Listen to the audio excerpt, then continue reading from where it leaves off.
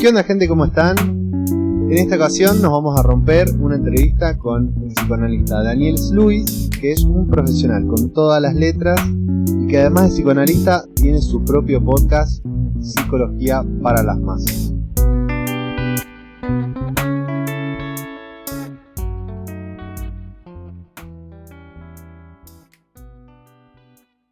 ¿Qué tal, gente? Bienvenidos. Estamos en una sección nueva que se nos ocurrió, que conseguimos un invitado. Bienvenido, Daniel Sluis. ¿Cómo te va? Muchas gracias. Todo muy bien. ¿Y vos? Bien. Todo bien. Acá, estrenando. Es una serie de entrevistas que queríamos hacer a gente que nos parecía interesante. Y bueno, yo a través de mi novia me llegó tu podcast. Además ya nos conocíamos de antes, de habernos visto En distintos lados. en distintos lados, en distintas circunstancias. Y bueno, ahí te invité como para charlar un poco sobre toda tu profesión, tu vida profesional, tu vida inclusive. Podríamos hablar tanto. Qué interesante. Pero bueno, me gustaría primero que hagas una breve introducción de qué es lo que haces, de dónde venís. Bien. Bueno, primero, gracias por invitarme a esta sección. Me parece muy interesante. Me gusta mucho apoyar todo lo que sea contenido autogestivo y sobre todo también de jóvenes como ustedes que se la bancan y le ponen mucha garra. Es la idea que yo también tengo un poco al producir el podcast o lo que manejo desde mi lado, hacer circular un poco el conocimiento y a la vez también dar visibilidad a distintas voces. Me parece que eso le deja mucha cosa buena, ¿no? a la causa, porque si no tenemos un poco que siempre nos encontramos con las mismas cosas. Claro, una pluralidad, digamos. Una pluralidad de voces y una pluralidad también de presencias, que me parece que eso es lo importante, no siempre ver lo mismo, sino también poder democratizar un poco las circunstancias. Bueno, yo soy psicólogo, estudié en Paraná, soy de Santa Fe, de la ciudad de Santa Fe. Empecé el año pasado a grabar un podcast, ¿sí? En donde a través de la teoría psicoanalítica, que es la que hoy en día a mí me atraviesa para ejercer mi profesión y también para buscarle una vuelta a las circunstancias de la vida cotidiana, poder dejar un mensaje desde ese lugar, pero no hablando tanto de psicoanálisis, que de por sí es un mundo aparte y tiene un montón, digamos, de cuestiones que son complejas para las personas que no vienen de la rama o quizá que no tienen muchos conocimientos por no haberse adentrado, porque no le interesa tanto, pero tratándolo de hacer un poco más fácil o llevadero para que cualquier persona que lo pueda escuchar entienda de lo que se está hablando, ¿sí? Entonces trato por ahí de que esté muy relacionado con cuestiones sociales, ¿sí? No necesariamente con cuestiones patológicas o como se suele ver a una de las disciplinas, ¿no? Que es la psicología, claro, que siempre tiene que ver con etiquetar a una persona con tal o cual rasgo, sino bueno, de poder darle una vuelta por otro lado y empezar a ver con otros ojos, ¿no? Con otros lentes, las distintas realidades. Claro, y también ver ese mundo de la psicología que no es tan explorado, sino que vos decís psicólogo problema mental, viste, que está como anexado en la sociedad. Si vas al psicólogo tenés un problema de verdad, vos no tenés un problema de verdad, la negación, todo eso. Y es como, yo cuando escuché tu podcast era como que sané un par de verdades que estaba esperando que alguien las diga, digamos, como cuando que no lo vio, es Psicología para las Masas, que justamente es lo que es la introducción perfecta que acaba de hacer. Spotify. Síganlo. Él tiene más seguidores que nosotros igual, pero bueno, por una cuestión de que sos ilimitado, síganlo, por favor. Y bueno, y tratabas temas también que yo también te quería preguntar, ¿de dónde sale, cómo generás esa idea? ¿Cómo es tu proceso creativo en decir, bueno, defino este tema, hoy quiero hablar de este tema en particular? ¿Y cómo es? ¿Cómo si sale de manera más natural? ¿O es algo que vos te encontrás leyendo y encontraste un punto de partida y te metiste? Las dos cosas aparecen. Por un lado, cabe aclarar que el podcast surgió en el medio de la pandemia. Sí. Yo creo que todos tratamos de hacer algo con ese tiempo, por un lado, que teníamos donde o no trabajábamos o no teníamos esa vida social que estábamos acostumbrados a tener. Entonces eso que lo podemos nombrar como sublimación, que tiene que ver con eso de darle una vuelta creativa o una vuelta con fines sociales a algo que quizá a uno lo perturba o que podría estallar por otro lado. Yo decidí llevarlo a algo que a mí siempre no siempre, pero en realidad desde hace mucho tiempo me venía llamando, que era el área de lo auditivo, ¿no? De la transmisión a través de los canales audibles. Yo vengo escuchando podcast desde hace muchos años y en algún momento se me había pasado esta idea de qué bueno sería tener un espacio así personal para tocar algunos temas. Entonces, así también surgió la posibilidad de poder hablar de aquella primer cosa que sucedía, ¿no? Como de alguna manera, como si fuera un acta fundacional. Esto de hablemos de lo que nos pasa en nuestro cuerpo y en lo vincular en este momento de pandemia. ¿Qué es lo que sucede? ¿Cómo uno lo puede entender? Bueno, desde el psicoanálisis y qué vuelta se le puede encontrar a eso. Bueno, para que todos podamos quizá debatir. Me gusta mucho generar esos espacios en donde vos digas, bueno, te quedes con algo que te resuene y que lo puedas llevar a una conversación con un amigo, con la pareja, con familiares, con personas cercanas, y que eso, digamos, que haga ruido ya significa que mi tarea está cumplida. Después los temas que son propios a también las problemáticas de la sociedad, ¿no? Esto de decir, bueno, hay tal cuestión está en auge en los discursos sociales, bueno, problematizarlo para ver qué tiene para decir el psicoanálisis desde ese lugar. Y darle esa vuelta de poder llevarlo a las masas. Por eso es el nombre. El nombre de Psicología para las Masas lo tomé puntualmente de uno de los más famosos escritos de Freud, que es Psicologías de las Masas y Análisis del Yo, ¿sí? Entonces le quise dar como esa vuelta de tuerca, ¿no? Hacer como un juego discursivo. Claro, bien para entendidos, y ahora que lo explicaste, ahora ya lo entendemos todos. Que eso para entendidos y para no tanto. Está muy bueno eso de meterle como un easter egg, viste, que le dicen, sí, como algo sorpresita que si no lo entendés te lo perdés, y que cuando te lo explicas es como, mirá de dónde salió, ¿no? No es un jueguito de palabras tonto que por ahí tiene más un fundamento. Sí. Bueno, esto se edita, chicos. Claro. Pero, digamos, ¿qué en lo que sería a psicología, qué se estudia? ¿Cuál es la materia de estudio de la psicología? ¿Qué es lo que vos tenés que leer realmente? ¿Qué es lo que te hacen leer en la carrera, digamos? ¿Por dónde van las ramas? O sea, tampoco quiero una vista tampoco tan llena de todas las materias, pero ¿qué es lo que vos leíste, digamos? ¿Qué es lo que te interesa a vos compartirnos a nosotros? Porque yo claramente yo fui a un colegio técnico, no tuve filosofía, por ejemplo, no tuve todas esas materias más humanísticas.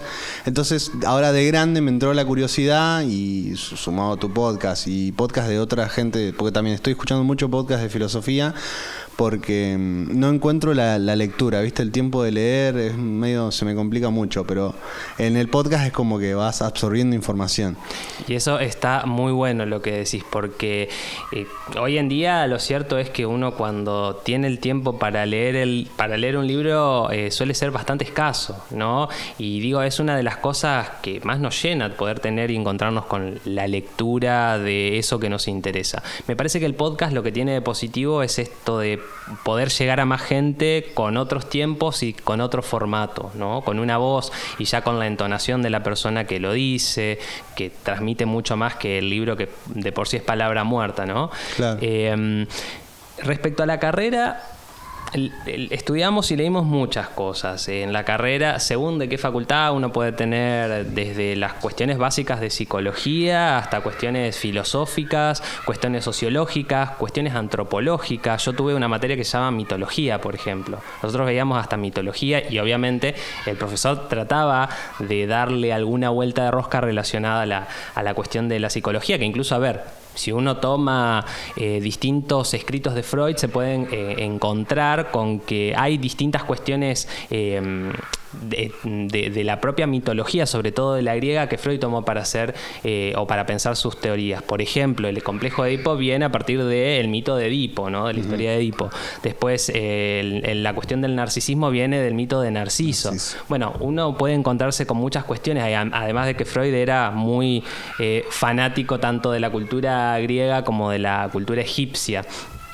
Me parece que lo que tiene interesante la carrera es esto de poder problematizar las cuestiones humanas, ¿no? La psicología de por sí, en general, si hablamos de psicología, es el estudio del alma.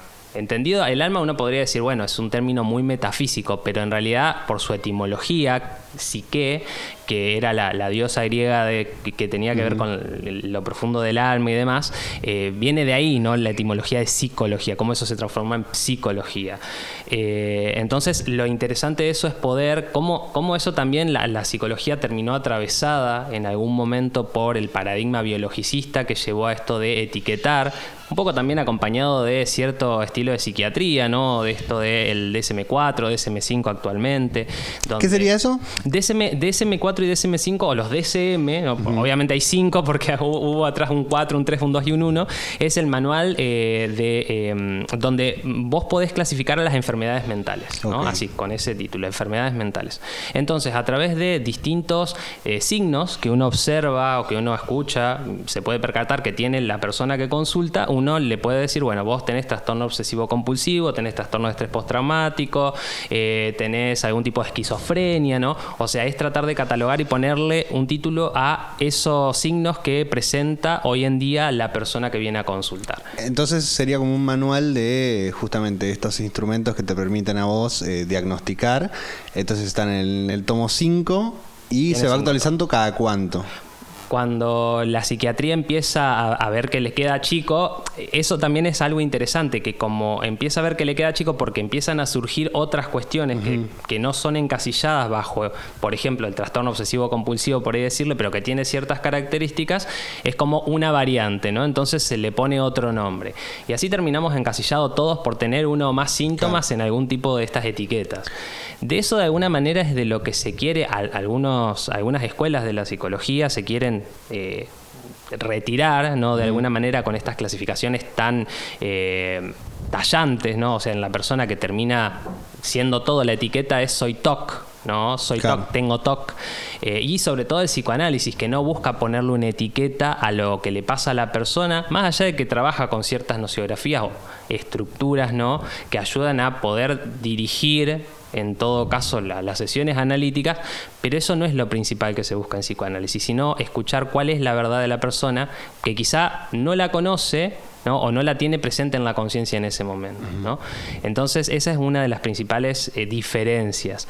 Y sobre todo entenderse que una persona, cuando es profesional de la psicología, tiene que constantemente estar pensando en esa cuestión, que no puede dar nada por cerrado, porque si no, ahí podemos pecar de cierta iatrogenia, ¿no? O sea, tratando de generar cierto bienestar en la persona, terminar haciendo todo lo contrario, o sea, generándole un perjuicio mayor. Así que por ahí vamos en esta cuestión de lo que es el estudio de la psicología. En esto que me nombrabas lo último, ¿tiene algo que ver con dar el alta? Digamos, dar una alta temprana, o de qué sería ese mal que le podés hacer al paciente? No sé si una alta temprana necesariamente, porque, a ver, si hablamos de alta es porque estamos hablando de una patología. Entonces vos vas a dar de alta a alguien que ya tiene una patología y que se recuperó.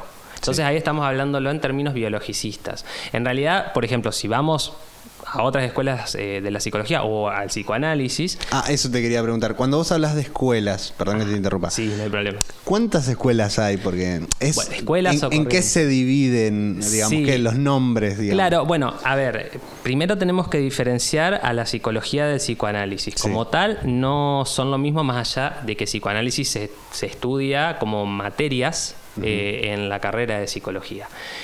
¿Por qué no son lo mismo? Porque el campo de trabajo es distinto. Para ser breve, el psicoanálisis va a trabajar con cuestiones inconscientes, de las cuales las otras corrientes, o sea, la psicología, no le va a prestar atención, sí, pero no va a ser lo central. El psicoanálisis centra su trabajo en lo que tiene que ver con el inconsciente, ¿no? Con aquellas cosas que las personas no saben que le acontecen, pero que les hace ruido, ¿no? Hay ciertas cosas de la vida que le hacen ruido, y lo que va a hacer la persona es decir, bueno, acá está pasando otra cosa, de lo cual yo no sé.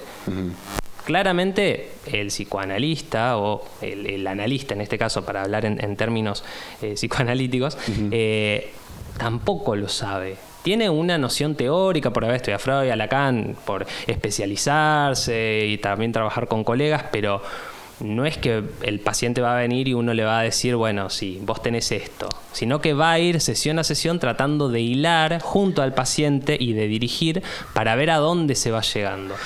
Y digamos, eso también sería como que cada caso es un caso, o sea, no sé si está bien decirlo, pero es como que no es considerado una ciencia el psicoanálisis porque es muy el caso por caso y no pueden generalizar como hacen todas las otras ramas de la medicina, que es tomá, te doy esto, reposa tanto. Sí, a ver, hay toda una cuestión respecto a la circunstancia epistemológica, ¿no? del psicoanálisis. Es esto de, bueno, no es una ciencia porque no cumple con estos parámetros, no es falseable. Pero también es como que no quiere ser una ciencia tampoco. No está interesado en ser una ciencia. No le interesa. Incluso hay algunos que lo denominan como si fuera un arte. En ese sentido, no sé si necesariamente sería un arte, porque ahí también podemos pecar de que, obviamente, quien dice que no es una ciencia va a decir es una pseudociencia. No trabaja desde el espiritismo, no trabaja desde el ocultismo, no trabaja con ciertas coordenadas que te pueden predecir, porque si uno va a una pseudociencia, no sé, uno puede pensar la quiromancia, uno puede pensar el tarot, uno puede pensar en la astrología, siempre algo le dice a la persona de lo que es, ¿no? Le da características, le dice cosas sobre su personalidad. El psicoanálisis no dice nada, no le va a decir algo a la persona, no le va a decir algo que la persona no haya dicho. Entonces, el psicoanalista va a trabajar con aquello que la persona viene a decir, pero quizá no se escucha. Entonces, muchas veces las intervenciones tienen que ver con esto. Pero ¿oíste lo que dijiste? ¿Te escuchaste? Claro, es el receptor que le falta a ese emisor que habla y no es como que está al aire libre y sus ideas se van y no rebotan. Exactamente. Algo así, ¿no? Tiene que ver con esto, con oficiar de alguna manera como si fuera un espejo y devolverle de manera invertida, que esto es algo que trae Lacan.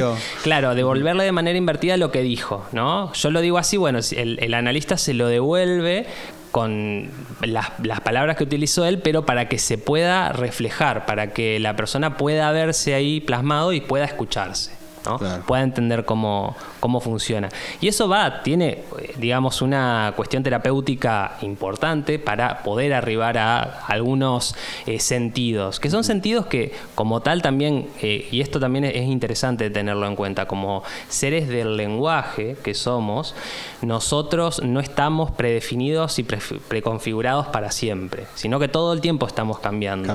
Y hablamos a partir de ciertas concepciones que nos marcaron en un pasado, pero que también nos marcan en este presente, ¿no? Hoy en día, si nosotros nos ponemos a analizar el discurso social, nos vamos a encontrar con palabras, con adjetivos o con calificativos que hace tiempo atrás no se utilizaban, ¿no? ¿Tenés un ejemplo ahí como para revolear? Bueno, a ver, por ejemplo, si vamos al hecho de hablar de, por ejemplo, la cuestión millennial, ¿no? Uh-huh. ¿Desde cuándo se utiliza el término millennial, tan popularmente? No, hace poco, ¿no? Es de millennial o boomers, hola boomer, ¿no? Lo que le dicen los millennials a los baby boomers, las generaciones anteriores. Claro. O sea, nos podemos encontrar con una cuestión, la cuestión de, no sé, de repente que se escuche en algún medio informativo, ¿no? Algún tipo de la grieta, ¿no? Hablemos de la grieta. De la grieta, ¿no? Claro, eso es algo que no se hablaba antes. Más allá de que haya habido grietas en Claro, eran los gorilas y los montoneros, ponele, claro, por decir así. Sí. Era una grieta, pero no estaba definido. Es que es como nuestro deber definir eso, porque si no lo definimos es como que no lo controlamos, está fuera de nuestro alcance. Eso nos causa problemas, me parece. Sí, nos causa problemas, pero porque siempre el ser humano lo que lo va a dejar tranquilo es tener cierta seguridad respecto de lo que pasa. Incluso, que también es algo muy interesante, la ansiedad le calma mucho a la persona cuando le dicen que tiene algo, ¿no? Entonces uno, supongamos, va a un psicólogo que trabaja con DSM, ¿no? Con estos manuales. Y agarran y le dicen, bueno, vos tenés TOC, ¿no? Esto, por lo que vos me comentás, yo veo que tenés un trastorno obsesivo compulsivo. La persona que entra súper angustiada se va súper calma y lo que le dice a la gente, y no sé cómo me fue, pero sé que tengo TOC, al menos sé que tengo. Es algo contradictorio, sino porque ya esa etiqueta le queda a la persona y después empieza a presentar como tengo TOC, ¿no? Empieza a hacerlo carne. Ya esa etiqueta que antes no la tenía, que alguien que tiene cierto, podemos decir, rigor científico para decirle que tiene tal o cual cosa, que tiene cierto conocimiento que le otorga poder, se lo dice y él ya se lo toma para sí, ¿no? Lo hace propio. Claro. El psicoanálisis va a buscar todo lo contrario de eso, de vaciar de significados, ¿no? De los significados que están dentro de la persona. No decir tenés TOC, claramente, o como se habla en cuestión psicoanalítica, una neurosis obsesiva. No te va a decir sos un neurótico obsesivo, sos un histérico. Claro, no tiene un... como se dice cuando vos decís la enfermedad que tenés, no tiene un diagnóstico. Un diagnóstico, ¿no? No te va a dar un diagnóstico, ¿no? Es que vas al psicólogo y te va a decir, no, vos tenés esto, toma esto y esto y esto. Para nada. Que sí hace el psiquiatra. Claro, sí. Bueno, el psiquiatra es otra rama dentro de la... O es otra rama muy afuera, es como, está afuera. El psiquiatra, a ver, dentro de la psiquiatría también hay corrientes distintas. Sí. En primera instancia, la cuestión principal a tener en cuenta es que el psiquiatra es un médico, ¿no? Un médico que se especializa en psiquiatría. Entonces, como es médico, medica, ¿no? Claro. Y la cuestión del trabajo del psiquiatra siempre va a ser una medicación, un clonazepam, un antipsicótico, bueno, de toda la medicación que existe. El psiquiatra en sí, decimos que tenemos en psiquiatría también distintas corrientes porque hay psiquiatras que se ven como más cerca del psicoanálisis y trabajan no poniendo a la persona como un objeto a medicar y a curar, necesariamente bajo los tratamientos propios de la psiquiatría, sino buscándole hacerlo hablar, ¿no? Porque la cura, podemos decir, en el psicoanálisis a través de la palabra, de lo que la persona puede decir y hacer con aquello que dice. Entonces, nos vamos a encontrar con psiquiatras que uno va a ir y va a decir, mira, estoy nervioso, tengo esto, siento que no avanzo con esto, y ya le da un clonazepam para que duerma mejor, y otro que te va a decir, bueno, mira, charlemos, contame qué te pasa. O que hasta lo deriva a un psicólogo porque dice, mira, yo no te puedo medicar porque no siento que tenés las características necesarias para que te pueda medicar, y que esto lo podés tratar de otra manera, que podés tener otras herramientas. Claro, como que la palabra mata la cosa, digamos, que hasta que vos no definís lo que tu sentimiento y no lo sacás, es como que lo tenés ahí adentro, y quizás un clonazepam no ataca lo que te genera eso también, ¿no? Y nada, veo como esta corriente de la psiquiatría que es como que trata de solucionar todo con pastillas, y no es que vos estás mal en tu laburo porque te explotan, sino que es que tenés baja la serotonina, en realidad. Como justificando que no, en realidad vos tenés el problema, no es que tu laburo está mal. Y es como, el psicoanálisis sí trata de buscar, no, me parece que es tu laburo, me parece que es tu novia, me parece que es tu familia que te causó trauma. Claro, obviamente el psicoanalista no se lo va a decir, no va a decir es tu novia, pero hay que ver qué es lo que el paciente puede escucharse, qué es lo que el paciente dice, ¿no? El trabajo en el psicoanálisis siempre tiene esta característica, no le va a decir... A veces puede haber alguna que otra circunstancia en donde uno hace una intervención un poco más fuerte, pero no viene de entrada, viene de cierta cuestión de repetición que los pacientes suelen presentar en análisis, con lo que dicen o con lo que dicen que hacen, y ahí quizás es como si fuera una especie de bofetada simbólica, ¿no? Por así decirlo. Pero está bueno esto que traes porque acá está la cuestión esta del huevo o la gallina, que muchas veces está parada, está en donde cada profesional está parado. Claramente los psiquiatras o los psicólogos más biologicistas van a decir, bueno, tenés baja la serotonina, por eso te está yendo mal en el trabajo, te sentís estresado, entonces tratemos de equiparar esos niveles para que vos te sientas mejor. Claramente la pastilla va a ayudar a eso. No es que la pastilla no sirve, no, chicos, todas las pastillas sirven. Pero lo que sucede es que en realidad los que estamos del lado de enfrente vamos a decir, en realidad se baja la serotonina porque la persona la está pasando mal en su lugar de trabajo. Entonces, si pudiera cambiar algo de su lugar de trabajo o algo de sus preconcepciones respecto al trabajo, podría la serotonina naturalmente volver a sus cauces normales. Con esto no quiero decir que haya personas que no necesiten de una medicación. No, ¿sí? Claro. Pero hay una diferencia entre lo que es necesitar una medicación porque realmente se la necesita para vivir y para cumplir sus funciones, a darla como si fuera un caramelo o algo corriente. Ante cualquier cosa mínima, tener eso de no poder bancarse la angustia o lo que genera y taparlo con una medicación. Eso claro, imposibilita es un parche, claro, imposibilita además que la persona pueda hablarlo, pueda pensarlo, pueda escucharse y pueda resolverlo desde otro lugar. Entonces, digamos que podríamos recomendarle a toda la gente que nos está viendo que se analicen, digamos. ¿Para vos es para todos? Es una buena pregunta y es incluso algo que con muchos colegas, y muchos colegas nos preguntamos también. Uh-huh. El hecho de decir, ¿el psicoanálisis es para todos? A ver, para que uno pueda llegar al análisis en profundidad, tienen que suceder distintas cosas dentro de esa trama analítica. En principio, que la persona tenga ganas de hacerlo, ¿no? Sin ganas no se logra nada desde ese lugar. Y que la persona pueda estar implicada con eso que le pasa, que no necesariamente le eche la culpa a otros por sus disgustos, sino que sepa, no quiero decir con esto que otros no tengan algo que ver con su disgusto, no, claro. Claramente no es que le echamos toda la culpa a los otros ni a uno mismo, sino que pueda entender qué es lo que hace desde su lugar que uno se pueda manejar de esa manera, ¿no? Los otros van a tener su parte de culpa claramente, pero qué es lo que uno puede tomar de sí para generar un cambio, ¿no? Que ahí está la posibilidad de trabajar con la persona desde lo que él o ella pueden hacer. Entonces, podemos decir, el psicoanálisis de por sí en esa trama analítica, que podemos pensarla como de diván, no es para todos. Pero la posibilidad de análisis, que es la fase previa, sí puede ser para todos, siempre y cuando uno entienda o uno quiera llegar a este momento de implicarse con aquello que le pasa, ¿no? De poder sentar en una posición y decir, bueno, acá algo me hace ruido y algo capaz que yo tengo que ver y capaz que yo puedo incidir sobre eso.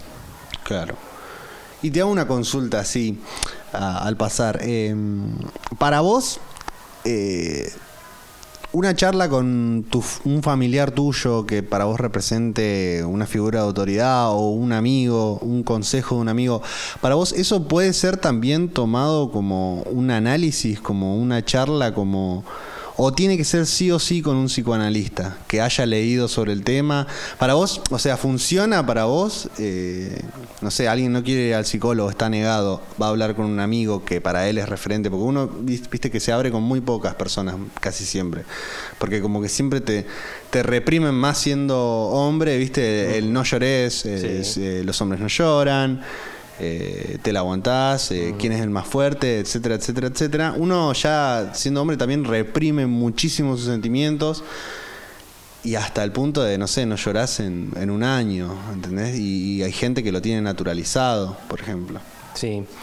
En principio, sirve si a la persona le sirve el hecho de poder hablar con alguien. Si es una persona que no habla con nadie, o como vos decís, tiene estas cuestiones en donde se le dificulta muchísimo llegar a entrar en esa trama de confianza para poder blanquear de alguna manera, no poner en escena, poner sobre la mesa lo que le está pasando, le va a servir en primera instancia poder acercarse a un amigo o a un familiar donde se sienta más contenido, con más confianza para poder hablar de ello.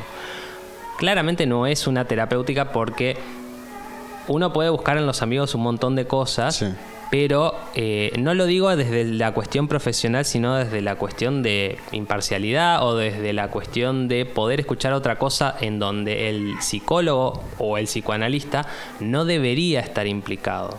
Es por eso que una de las cuestiones mayores que a nosotros nos enseñan y con la cual debemos trabajar toda nuestra profesión es desde la ética, ¿no? Esto de decir, bueno, poder entender cuándo algo de mis sentimientos se ponen en juego que pueda opacar la ayuda, ¿no?, entre comillas, que yo le puedo brindar a esa persona que me viene a hacer una consulta, ¿no?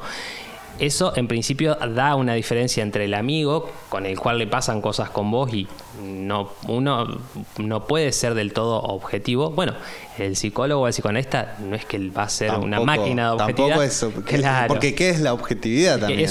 Por eso es una buena pregunta. pero quizás sí puede incidir desde otro lugar, ¿no? A partir de la experiencia que tenga, ¿no? Al haber atravesado su propio análisis y también el análisis con otra persona como profesional, y a la vez tratando de manejarse con esta cuestión ética, ¿no? Que es buscar que la otra persona pueda llegar de ese espacio llevarse algo para con los suyos, ¿no? Sobre todo porque es una persona con la que al principio digamos, el consultante no tiene un vínculo de alguna manera. Que eso también genera sus resquemores, ¿no? Porque es una persona nueva, es una persona que no conozco. ¿Será que si yo le cuento esto me puede estar criticando? ¿Por dentro qué estará pensando? Bueno, todos esos fantasmas aparecen a veces en la consulta y en algún momento los pacientes terminan diciendo, y la verdad que esto no te lo contaba porque me daba cosa de lo que vos podrías pensar, o si a vos se te pasaría por la cabeza que soy una loca, que soy un loco, ¿no? Eso es muy común que aparezca también en un análisis. Y fíjate también como la apariencia no es tan solo virtual también, porque es como nos importa tanto la apariencia real como la virtual. Creo que incluso más la virtual que la real a veces, pero cuando uno está en un momento íntimo con un psicólogo, calculo que ahí debe sumar más la real. Bueno, quería pasar a más tu lado laboral. No sé si ahora seguís trabajando en lo que estabas trabajando hace poco, que era, me corregirás vos, que era como un trabajo con ayudando a gente con adicciones. Estuve trabajando 7 años en una comunidad terapéutica, ¿sí? Desde lo grupal y también, bueno, con pacientes en lo que es lo que era el trabajo individual, la terapia individual. Es un trabajo muy interesante, un trabajo muy rico por el hecho de quizá de la experiencia que tuve yo, donde trabajaba con una población que sí tenía adicciones muy, muy, muy grosas en algunos casos, pero sobre todo que tenía otra característica más, que era ser una población altamente vulnerabilizada, ¿no? Personas de muy escasos recursos, quizá a algunos sin una alfabetización, sin haber ido a la escuela, que han pasado por diversos episodios de violencia, tanto como efectores como efectuados sobre sí. Era un trabajo importante el que se hacía. Tenía de interesante que trabajándolo grupalmente lo que yo buscaba hacer siempre es que a ellos les puedan empezar a interrogarse sobre algunas cuestiones, ¿no? Nosotros, puntualmente mi espacio lo que hacía era trabajar distintos temas de estudio que a veces ellos lo proponían en la mayoría de los casos porque les daba esa libertad, y a veces quizá que a mí me interesaba más y se los llevaba y los hablábamos y ellos reflexionaban sobre eso. Y bueno, a mí me gustaba mucho de ese lugar trabajar por el hecho de poder decir estas personas que muchas veces ingresan sin hablar, con muchas reticencias y demás, que empiecen a hablar o que empiecen a poner algo de lo que piensan en palabras, es darle la voz que quizá nunca antes la tuvieron por las condiciones en las que estaban. Y también les proporciona poder empezar a pensarse, poder hablar en otros espacios. Claro. Muchas veces desde esos entornos grupales termina llevándose ideas para poder hablar en sus entornos personales, ¿no? Con la familia o en la terapia individual. Y eso me parece que era lo más rico que sacaba de ese trabajo. ¿Y adicciones? ¿A qué nos referimos con adicciones? ¿Adicciones a drogas? ¿O también podías tratar ludópatas?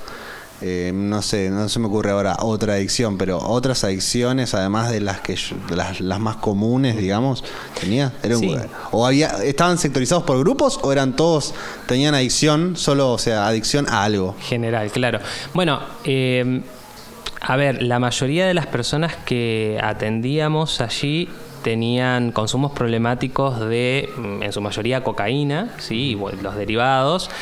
Ha aparecido alguna que otra persona también con problemas de juego, ¿no? O sea, con un consumo problemático de juego, ¿no? De juegos de azar. Pero había distintos escenarios en donde se lo buscaba tratar. Quizá las personas que tenían el consumo de sustancias, ¿no?, importantes, de sustancias que se la metían en el cuerpo, la mayoría iba a parar a la comunidad terapéutica, ¿no? Que bueno, podemos hablar ahí que hay ciertas cuestiones, sobre todo con el cambio de paradigma de salud mental, en donde se busca que la persona no esté por fuera de su tanto núcleo familiar como núcleo social, sino integrado, y que la rehabilitación sea un ida y vuelta, ¿no?, claro, que se enfoque mucho en lo social. Y quizá las personas que tenían problemas con el juego estaban en dispositivos más ambulatorios. Eso dependía mucho de la persona, de la situación en la que estaba y demás. Ya te digo, la mayoría de las personas venían con problemáticas de consumo de cocaína y sus derivados, porque no era esta cocaína pura que se conoce, sino alita de mosca, bueno, otros derivados más crudos. No quiero decir con esto de que una droga sea peor que otra, pero uno encuentra que una persona que tiene escasos recursos no va a consumir un nivel de cocaína tan pura como sí lo haría una persona que tiene dinero. Claro. ¿No? Entonces, ese era el perfil de persona con las que trabajábamos. Y mi pregunta es, en todos los casos que vos viste, para mí es así, por eso te lo pregunto así, ¿esas personas son víctimas de su contexto? Es decir, ¿ellos consumen cocaína porque son víctimas de su contexto o ellos eligen ir por ese camino? Para vos, ¿cuál es el huevo y la gallina? Claramente, pero para mí sería como que son víctimas de su contexto, porque no sé si te pasó que haya llegado alguien con plata a ese centro, digamos. Pocas, pero existen. Pasa que tiene que ver, bueno, qué sé yo, hay centros que trabajan de cierta manera y reciben cierto también, podemos decir, usuarios, ¿no? Como se le llama a partir de la ley de salud, de la nueva ley de salud mental. Pero en este caso puntual, me parece interesante tu pregunta, porque yo cuando hablo de elección, no hablo de elección desde el lugar de la conciencia. Claramente sí hay una búsqueda de, bueno, constantemente, y porque ellos lo sabían. A ver, no era que las personas que consumen son inconscientes de lo que hacen, claro, en el sentido de que no saben que están consumiendo cocaína y que eso les va a perjudicar de alguna manera, ¿no?, en el amplio sentido. Me parece que, por un lado, sí uno puede entenderlo como esto de ser víctimas del sistema, pero que tiene que ver con que todos somos víctimas, ¿no?, sí, de alguna manera del sistema. Lo que sucede es que cada persona, como somos distintos, cada sujeto va a tratar de hacer con esa falta, ¿no?, de completud, o con esa cuestión que los hace ser personas, ¿no?, con esa, podemos decir, esa angustia de vivir en este contexto, va a poder hacer algo distinto, ¿no? Entonces, quizá esas personas lo que pudieron hacer para tener una vida un poco mejor, ¿no?, para tratar de hacer que su vida responda de cierta manera, lo que hicieron fue elegir, pero no conscientemente, sino de manera inconsciente, a las adicciones. Muchas veces porque se llega a partir de un grupo y demás, otras veces porque, bueno, no sé, uno tenía un familiar, ¿no?, y quedó ahí como... Que también eso hay que ver y estudiar el caso por caso. Y por eso me gustó esto que vos dijiste, ¿no?, de tener en cuenta el caso por caso. No significa necesariamente que porque... Hablemos de una cuestión típica. Claro. Tu tío era alcohólico, mi papá era alcohólico, yo también lo voy a hacer. No. Se puede romper la cadena, claro. No hay una cuestión lineal ahí, no hay una cuestión lineal. Pero sí hablamos en la adicción que tiene que ver con que es un objeto que se pone a disposición de todas las personas y que las personas lo eligen o lo buscan porque algo viene a taponar ese agujero de falta que es estructural para las personas, ¿no? De esa cuestión existencial, si lo queremos ver en otras palabras, nosotros estamos todos agujereados. Sí. Lo que venimos a taponar es haciendo algo. Muchas veces, a ver, los artistas sublimando otra vez de, por ejemplo, el arte. Las personas que les gusta hacer deporte, bueno, desde ese lugar. Otros con amistades, con parejas, creando cosas desde lo intelectual. Y hay personas también que lo buscan por el lado de consumir algún tipo de sustancia o ir a jugar al casino de una manera problemática, ir a comprar cosas. ¿no? Claro. Con la actividad Buscando el sexual. deseo. Buscando satisfacer el deseo cuando... Sí, pero que acá no tiene que ver tanto con la cuestión del deseo, porque tenemos que dividir lo que hace a el deseo como que eso a mí me gusta y yo voy y lo elijo, pero no me causa un problema. O sea, no es que buscando tapar un problema yo me meto un problema más, a aquello que termina siendo mortífero, que me causa un placer que me termina destruyendo, ¿no? Que Lacan acá, por ejemplo, va a introducir el concepto de goce, como aquello que da tanto placer que en cierto momento termina perjudicando a la persona. Es esto que se transforma en mortífero, ¿no? Que lo come, que lo chupa. En este caso lo podemos entender así a las adicciones, hablándolo particularmente del psicoanálisis, como una elección inconsciente, ¿no? Que a partir de cierto contexto, donde la persona fue tratando de hacer lo que pudo, lo elige para taponar algo de su falta existencial, si lo queremos ver así. Que en realidad sería otra categoría ya. Ya no sé si, por lo menos a mí me suena medio raro decir adicción cuando yo siento que todos tenemos una adicción, ¿viste? No sé, capaz que sería, no sé, otro término. No sé si existe otro término para ese nivel. Sí. Vos sabés que, por ejemplo, adicción viene de adicción y adicto viene de lo no dicho, ¿no? Adicto, ¿no? Sin, ¿no? Dicto, dicción, decir, lo no dicho. Uno a veces podría interpretarlo con que en toda la adicción hay esto de, bueno, se tapa con una acción algo que no se está diciendo, ¿sí? Pero bueno, si nos ponemos a pensar con que una persona que no habla, pero que no consume ningún tipo de sustancia, ni juega, ni tiene ningún objeto por ahí que le gusta consumir, es una persona adicta también porque no habla. Lo podríamos pensar así. Bueno, por eso, tener en cuenta que en realidad la adicción se relaciona a eso etimológicamente, a la cuestión de los objetos, pero que todo lo que hace a la existencia humana es plausible de generar algún tipo de adicción en la persona. Claro. No solamente las sustancias que estimulan psicoactivamente, porque también las consumimos en lo cotidiano. Consumimos café, consumimos mate, consumimos cigarrillo, consumimos gimnasio, que genera también que ciertos neurotransmisores se nos activen y podamos ahí, bueno, tener un puff a nivel de las sensaciones. Claro, ¿y qué opinas de las adicciones a las cosas que nos mantienen vivos o que nos premian? Viste que la naturaleza nos premia por tener sexo, nos premia por comer, nos premia por ir a defecar, nos premia, es como que se siente rico, viste que es como los 3 placeres de la vida. Y dormir. ¿Qué pensás en la adicción cuando la adicción es a algo que tu cuerpo te lo premia? Te suelta serotonina al dormir, te da placer al comer, ¿qué es esa? Eso que sucede. Eso que sucede, ¿por qué? ¿Por qué es tan así? ¿Por qué? Vos sabés que las personas, los sujetos y sujetas, humanos y humanas, tenemos esta cuestión que estamos a medias entre una forma de ser biológica y una forma de ser que no es biológica, y como tal no somos seres naturales.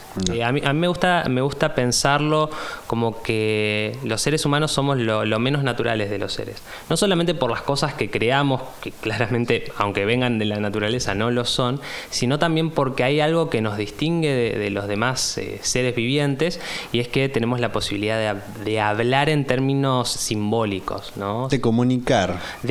Pero no de comunicación, porque los animales también se comunican, hay algunas especies de plantas que también, o sea, sino de poder hablar la palabra. Esto que vos decías de la palabra mata la cosa, pensémoslo que para un animal la cosa es todo lo que vive, porque no tiene una palabra sobre eso. No define, esto es un río, me estoy metiendo en un río. Exacto.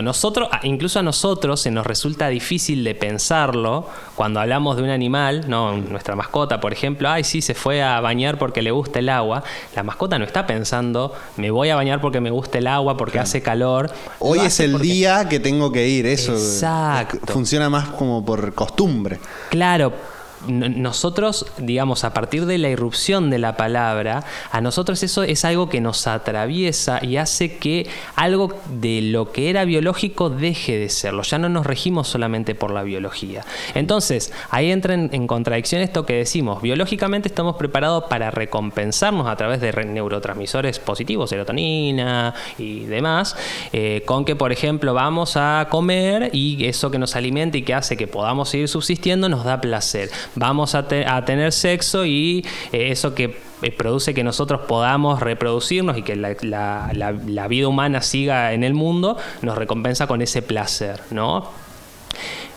Pero ahí, fíjate que cuando la mayoría de esas cosas en la cuestión humana se vienen a torcer, o sea, dejan de buscar esa finalidad biológica que quizás los animales lo hacen por instinto, ¿no? Y ahí está la cuestión de lo pulsional, de lo que tanto habló Freud. O sea, el hecho de decir nosotros lo hacemos autónomamente sin buscar eso que la vida biológica nos da. Por ejemplo, un hijo. ¿Tenemos sexo? No siempre porque queremos procrear, sino cuántos hijos tendríamos el día de hoy. ¿Pero no sentís que nosotros le creamos eso? Como inventamos el amor. Claro, sí, pero porque el amor es una palabra. Claro. En realidad. Pero nosotros, en realidad, o sea, ni vos ni yo inventamos ninguna palabra tampoco. Entonces son cosas que no nos pertenecen. El lenguaje no nos pertenece. No nos pertenece. Pero ¿por qué nosotros podemos crear una nueva palabra como el amor? Eso es lo que no... ¿Te referís? O sea, claro, nosotros, el que inventó la palabra amor, ¿cómo es que tuvo ese poder de crear una palabra nueva? Es una buena pregunta. No, a ver, el lenguaje por sí es performativo. O sea, si algo que nos enseña la lingüística es que el lenguaje cambia a partir de los símbolos que se le ponen en distintos momentos históricos. Okay. ¿No? Entonces uno, por ejemplo, está toda esta discusión de el hablar con el lenguaje inclusivo, ¿no? Ellos, todes, que la Real Academia Española va a venir a decir que no, porque bueno, en realidad ahí lo que podemos ver es que la sociedad trata de mostrar cierta realidad que se transmite a partir del lenguaje y que sucede en ese momento histórico. Okay. Y a partir del lenguaje se puede demostrar. Quizá algo de esto hubo en esos inicios en donde se creó la palabra amor. Todo este juego de sensaciones le tenemos que poner palabras. Claro, hay que definirlo. Claro, para cada una de las palabras que nosotros tenemos en nuestro bagaje lingüístico.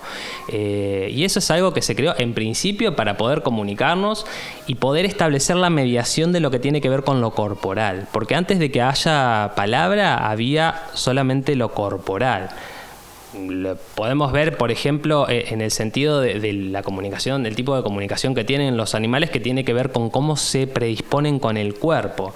Si uno se encuentra con un gato que se le ponen los pelos de punta de la parte de atrás de la columna vertebral y se eriza todo, va a decir este gato lo que está diciendo es cuidado que te voy a atacar, o no, no te metas en mi territorio. Pero no me dice, che, me estás jodiendo. No lo habla. No lo habla. Se pone con su tono muscular y demás. Entonces, como forma de progreso y de avance en la sociedad hasta donde nosotros la conocemos hoy en día, entiendo que las palabras vinieron a definir eso, ¿no? A poder ser como aquellas que medien, ¿no?, entre las personas y que haga que nosotros no vayamos a los bollos, que nos podamos entender bajo un mismo esquema y que siga posibilitando que continuemos avanzando como sociedad, ¿no?, para que todos podamos vivir de una manera igual. Ahora, con ese punto, ¿estaríamos diciendo que el amor no es real? ¿Que es algo que nosotros nos construimos para justificar que algo que en realidad nos premia la madre naturaleza? ¿Podríamos estar por lo menos cerca, ¿viste? No te pido que estés a la velocidad de la luz, te pido que estés al 98% de seguridad. ¿Podríamos decirse que es un invento del amor que nos construimos nosotros? ¿O vos creés que ese sentimiento sí tiene una definición y no es un invento? O sea, porque yo no sé si cuando uno dice amor siente como algo en el pecho, ¿viste? No es como algo tan tangible, es como algo en el pecho, está relacionado con el corazón, por ende. Y es como el amor es como que yo dependo de vos para que mi corazón siga latiendo, ¿entendés? Algo como así como más romántico, más perpetuado, también más monogámico, muy monogámico. Aunque para vos existe el amor no monogámico. Muchas preguntas. Vamos con vamos con la primera. Con la primera. Vamos con si el amor existe. A ver, las vivencias de las personas, sí, en su totalidad corresponden a un armado ficcional. O sea, todo lo que nosotros sentimos que vivimos y cómo lo vemos es producto de una ficción que nos creamos, ¿sí? En donde la palabra viene a mediatizar porque le viene a poner sentido a aquello que nosotros vemos a través de las imágenes. Entonces, basándonos desde ese lugar, podemos decir que el amor también es una ficción, pero es una ficción necesaria. Pero ahora nos podremos decir por qué es necesaria, porque podríamos vivir sin amor. El amor no se circunscribe solamente a lo que podamos hacer con una pareja sexoafectivamente. Eso es una forma de amar. El amor tiene que ver con otras cuestiones ahí. Pero Lacan tiene una frase muy interesante en relación a esto, que es amar es dar a aquello que no se tiene a alguien que no es. Es como si sería una falsa promesa que uno le da porque no la tiene, pero a alguien que ni siquiera es lo que uno siente que es. Es otra cosa. O es otra persona, es otra forma. Nosotros nos creamos una imagen de alguien o de alguienes con quienes nos vinculamos y le damos algo que en realidad no tenemos, ¿no? Que es el hecho de decir la seguridad de que te vamos a amar para toda la vida, de que sos la persona de mi vida y todas estas cosas que construimos en ese relato romántico. Y él no es, porque él es cuando deja de existir, porque no puede cambiar. O sea, si yo no soy el mismo de mañana, ni el mismo Sergio que pasado mañana tampoco. Entonces es como que te estoy dando algo a vos, pero vos ni siquiera sos vos, porque mañana me podés mandar a la mierda. Por un lado eso, y por otro lado porque vos no sos vos porque cambiás, porque sos una persona distinta a mí. Yo también cambio claramente, pero además vos, como yo te concibo, mi novio, supongamos, sos la forma en la que yo mentalmente, podemos decirle, o a partir de estos significantes, te entiendo. Entonces, vos sos vos, pero para mí vos sos como yo pienso que sos. Exactamente. Ok, wow. Blow mind me hizo.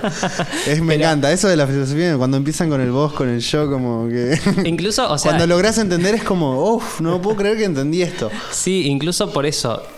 Entender que todo lo que sucede es una ficción. Pensemos, una persona que agarra y dice, la verdad que me va como la mierda porque salgo y se me va el colectivo y llego, y eso hace que llegue tarde y se me vuelca el café y me regaña mi jefe y de paso también me peleé con mi novio, con mi novia y tengo a mi vieja internada. Bueno, tiene cuestiones de la realidad que se dan, pero también la persona ahí ficcionó, tiene la ficción en su cabeza de que le va como la mierda, ¿no? O sea, que es un desecho. Y esta ficción viene a también tasar todas las demás cuestiones de su vida. Tiene esa visión, lo que se le dice la visión gris, como tendría esa nubecita gris arriba y que todo el tiempo le está lloviendo encima. Todas las cuestiones de las personas están construidas por ficciones, porque como tal... En principio la ficción lo que tiene de característica, ¿qué es una ficción? Una novela, una serie, una película, es algo que no existe, pero para la persona sí existe. O sea, tiene esa característica de uno poder llegar a creérsela, es verosímil. Claro. ¿No? Entonces vivimos en un mundo de ficciones. Esto nosotros le decimos es una madera, pero... ¿Alguien le preguntó a la madera si es madera? ¿Qué quiere ser ella, no?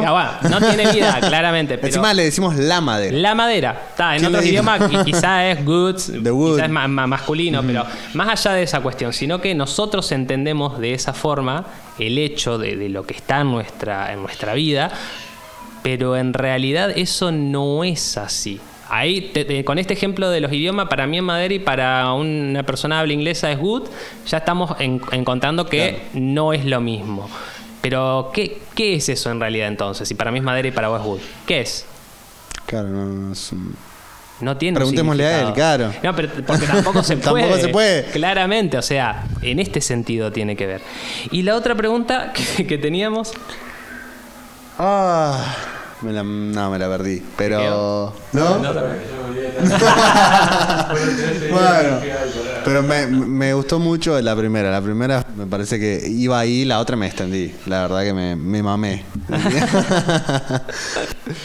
Pero bueno, no sé cuánto vamos. ¿Cuánto vamos? Vamos 50 y pico. Mira. What the fuck? What the fuck. Bueno, chicos, fue la primera entrevista. Te quiero agradecer, Dani. Muchísimas gracias por venir. Él viajó 700 kilómetros para venir acá. Es increíble eso. Me costó un montón, la verdad, venir a Buenos Aires.